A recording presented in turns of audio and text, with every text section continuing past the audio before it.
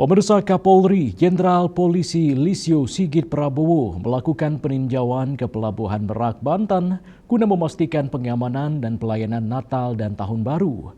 Dalam kesempatan tersebut, Sigit menyampaikan pesan ataupun atensi khusus dari Presiden Prabowo Subianto untuk mengingatkan bahwa masyarakat mendapatkan pelayanan yang terbaik saat momen arus mudik maupun balik Nataru 2025.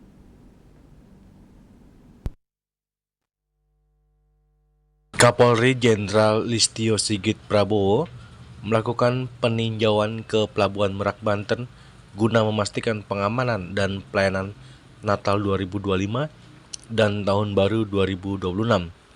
Dalam kesempatan tersebut, Sigit menyampaikan pesan ataupun atensi khusus dari Presiden Prabowo Subianto untuk mengingatkan masyarakat mendapatkan pelayanan yang terbaik saat momen arus mudik maupun balik Nataru 2025.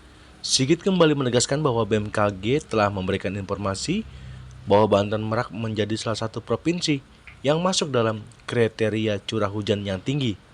Untuk itu, Kapolri menegaskan masyarakat untuk selalu berhati-hati di dalam liburan Nataru.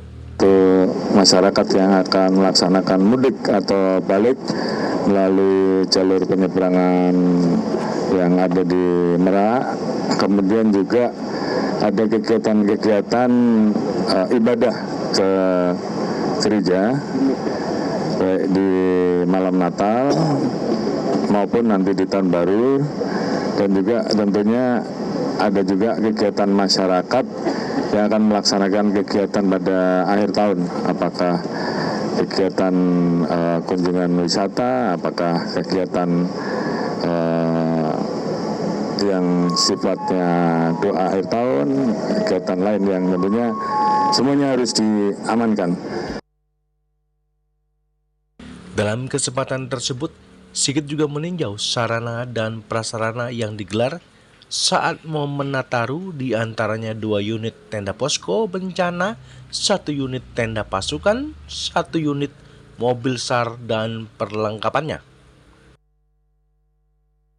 Dari Merak, Banten, Juli Suwarta dan Ketut Sumadiasa melaporkan.